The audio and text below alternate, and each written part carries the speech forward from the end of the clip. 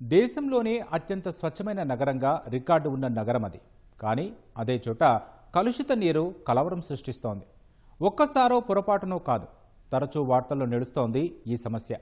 ఊహించని స్థాయిలో ప్రాణనష్టం నమోదైంది. వేలాది మంది అనారోగ్యానికి గురయ్యారు.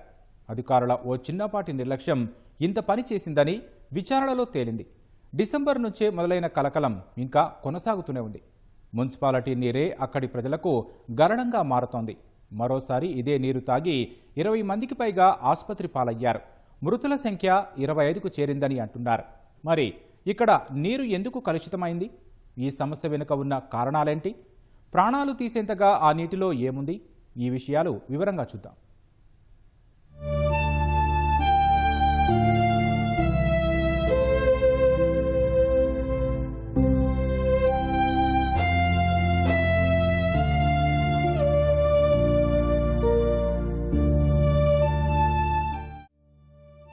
దాహం తీర్చే నీరే విషంగా మారితే, గొంతు తడపాల్సిన గుక్కెడు నీరు ఏకంగా ప్రాణాలే తీస్తే, కలుషిత నీరు తాగితే మహా అయితే ఏమవుతుంది?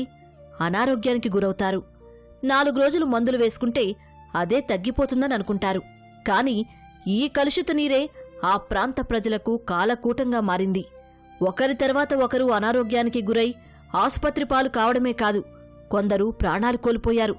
ఇందౌర్లోని కలుషిత నీరు రేపిన కలకలమిది. గత ఏడాది డిసెంబర్ మధ్య నుంచే ఈ అలజడి మొదలైంది. దేశమంతా కొత్త ఏడాది సంబరాలు చేసుకుంటున్న సమయంలోనూ ఇందౌర్లోని భగీరథపుర వాసులు మాత్రం హాస్పిటల్ చుట్టూ తిరగాల్సొచ్చింది. వాంతులు, విరోచనాలు, కడుపు నొప్పితో తీవ్ర అవస్థలు పడ్డారు.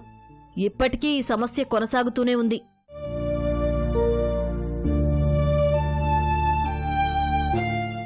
గత ఏడాది డిసెంబర్ 29వ తేదీన ఓ 5 నెలల చిన్నారి చనిపోయిన తర్వాత ఒక్కసారిగా ఇక్కడి సమస్య తీవ్రత అందరికీ తెలిసొచ్చింది. పాలలో కొన్ని నీళ్లు కలిపి పట్టిన కాసేపటికే తీవ్ర అస్వస్థతకు గురికాగా ఆసుపత్రికి తరలించారు.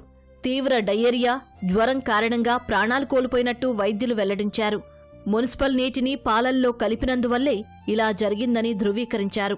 ఈ ఒక్క మరణంతో మొదలై ఇప్పటి వరకు సుమారు 25 మరణాలు నమోదైనట్టు తెలుస్తోంది. అధికారిక లెక్కలు 15 మంది చనిపోయినట్టు చెబుతున్నారు. మరణాలను తక్కువ చేసి చెబుతున్నారని స్థానికులు వాదిస్తున్నారు. లెక్కల మాట అటుంచితే అక్కడ సమస్య తీవ్రంగా ఉంది అన్నది మాత్రం స్పష్టం. ఇప్పుడు మరోసారి మౌ ప్రాంతం వద్ద కలుషిత నీరు తాగి 22 మంది అస్వస్థతకు గురికావడం ఆందోళనను పెంచింది. అంతేకాదు, ఓ వ్యక్తి మృతి చెందాడు. ఈ ఘటన కుటుంబ సభ్యులతో పాటు స్థానికులను కలిచివేసింది.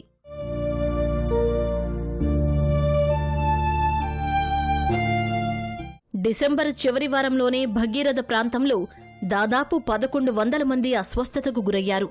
తరువాత ఈ సంఖ్య 3000 దాటిందని తెలుస్తోంది. అసలు ఈ స్థాయిలో మరణాలెందుకు నమోదయ్యాయని ల్యాబ్లో నీటిని పరీక్షించగా సంచలన విషయాలు వెలుగులోకొచ్చాయి. ఈ నీటి నమూనాల్లో ప్రమాదకరమైన ఈకోలి, సాల్మొనెల్లా వంటి బ్యాక్టీరియాలు కనిపించాయి. ఈ కారణంగానే ప్రభావం ఆ స్థాయిలో కనిపించింది. అయితే రాష్ట్ర ప్రభుత్వం ఈ ఘటనలపై వివరణ ఇస్తూ హైకోర్టుకు ఓ నివేదిక సమర్పించింది.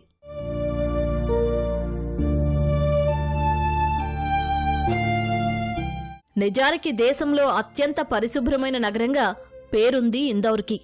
అలాంటి చోట ఈ ఘటనలు జరగడమే ఆందోళన కలిగించిన అంశం. మరి నీరు కలుషితం కావడం వెనుక కారణాలేంటి అని ఆరా తీస్తే కొన్ని ముఖ్యమైన విషయాలు తెలిసాయి. భూగర్భంలో నుంచి వెళ్లే పైప్ లైన్స్ ఏర్పాటులో నిర్లక్ష్యమే ఇందుకు మొదటి కారణం. భగీరథపురకు సమీపంలో ఓ పోలీస్ అవుట్పోస్ట్ వద్ద పబ్లిక్ టాయిలెట్ నిర్మించారు. అయితే ఈ టాయిలెట్ కిందే వాటర్ పైప్ లైన్ ఉంది. ఇది 30 ఏళ్ల నాటిది. అంటే ఏ స్థితిలో ఉంటుందో అర్థం చేసుకోవచ్చు. టాయిలెట్కు ప్రత్యేకంగా సెప్టిక్ ట్యాంక్ నిర్మించలేదు. భూగర్భంలోని ఓ చిన్న గుంటలోకి వ్యర్థాలు వెళ్లే విధంగా ఏర్పాటు చేసి చేతులు దులుపుకున్నారు అధికారులు. 30 ఏళ్ల క్రితం ఏర్పాటు చేసిన వాటర్ పైప్ లైన్లో కొన్ని చోట్ల లీకేజీలున్నాయి. ఈ లీకేజీల ద్వారా వాటర్ పైప్లో టాయిలెట్ వ్యర్థాలు కలిశాయి. ఈ కారణంగానే నీరు కలుషితమైనట్టు అధికారులు ప్రాథమికంగా తేల్చారు. ఈ కలుషిత నీటిలోనే కలరాకు కారణమయ్యే విబ్రియో కలరా ప్యాథోజెన్ను కూడా గుర్తించారు వైద్యులు. ये पानी के कारण बताया गया है कि जो पानी मतलब जो आ रहा है उसकी वजह से मतलब बच्चे बीमार पड़ रहे हैं, क्योंकि एक ही गली में सामने वाले घर में भी बीमार हैं, हमारे यहाँ भी बीमार हैं और पीछे वाली गली में भी करीबन 20 बच्चे इससे मतलब प्रभावित हुए हैं पानी की वजह से। सबको उल्टी दस्त और पीलिया और टाइफाइड। हालांकि जैसा अभी इन्होंने पाइपलाइन खोली देखा तो उसमें ड्रेनेज का पानी वगैरह सब जा रहा था, नाली का पानी ये पाइप में। डॉक्टर ने मतलब ये भी कंसल्ट किया है कि पानी आप गर्म कर पियो, मतलब ये सब होने से पहले उन्होंने हमको ये चीज बोली थी। ఇదంతా ఇందోర్ సంగతి.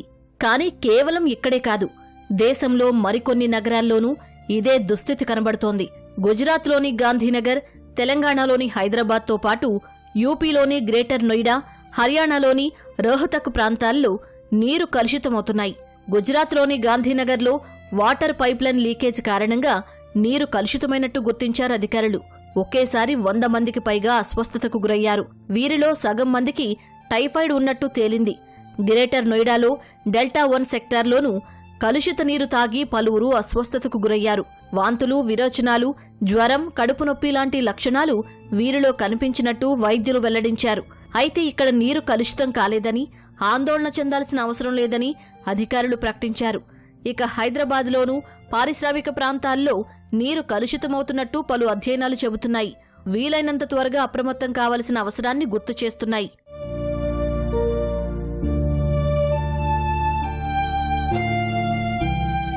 పట్నా, రాయ్పూర్, బెంగళూరులోనూ అక్కడక్కడ ఇలాంటి స్వల్ప ఘటనలు వెలుగులోకొచ్చాయి. దాదాపు అన్నింటిలోనూ ప్రాథమికంగా వినిపించే కారణం అధికారుల నిర్లక్ష్యం. కాలం చెల్లిన వాటర్ పైప్లైన్స్ ను ఇంకా కొనసాగిస్తున్నారు. అందులో లీకేజీలను గుర్తించడం లేదు. ఇదే అతి పెద్ద సమస్యకు దారితీస్తోంది. డ్రైనేజ్ వాటర్ ఇందులో కలిసిపోతున్నాయి. ఈ కలుషిత నీరే అన్ని ఇళ్లకు సరఫరా అవుతున్నాయి. నీటి రంగు, రుచి మారుతుందని చెప్పినా కొన్ని సందర్భాల్లో అధికారులు పట్టించుకోవడం లేదన్న ఆరోపణలు ఉన్నాయి. ఇందౌర్లో ఇదే జరగడము పరిస్థితికి అద్దం పడుతోంది. నగరాల్లో నీరు కలుషితమవడం అనేది చిన్న సమస్య కాదని, నిర్లక్ష్యం వహిస్తే ఇందౌర్ దుస్థితే అన్ని చోట్లా కనిపిస్తుందన్న అభిప్రాయాలు వ్యక్తమవుతున్నాయి.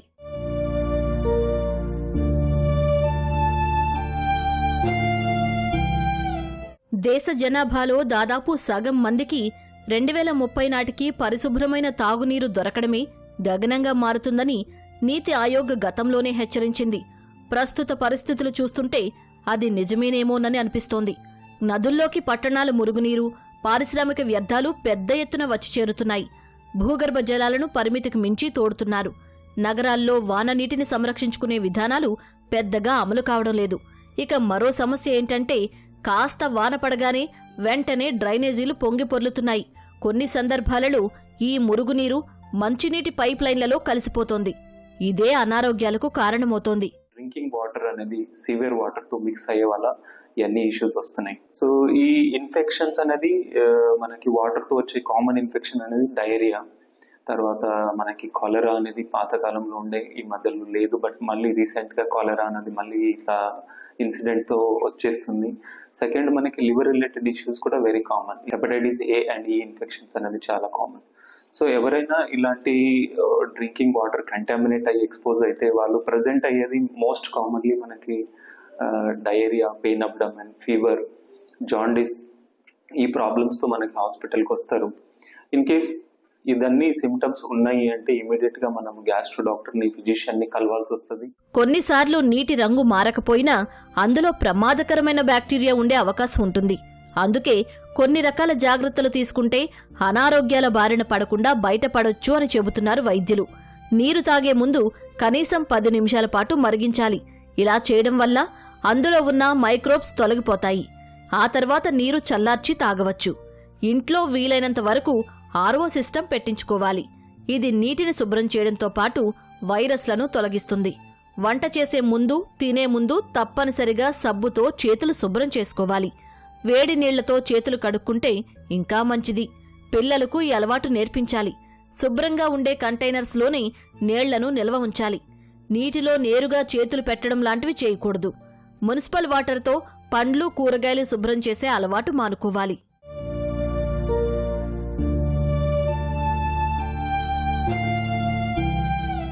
ఇప్పుడున్న పరిస్థితులే కొనసాగితే క్రమంగా అన్ని నగరాల్లోనూ కలుషిత నీటి సమస్య తీవ్రమయ్యే అవకాశాలే కనిపిస్తున్నాయి. ఇందౌర్ ఘటనల నుంచైనా ఎంతో కొంత నేర్చుకుని అప్రమత్తమైతే ఇలాంటివి పునరావృతం కాకుండా చూసుకోవచ్చు. అనారోగ్యాలు దరిచేరకుండా జాగ్రత్త పడవచ్చు.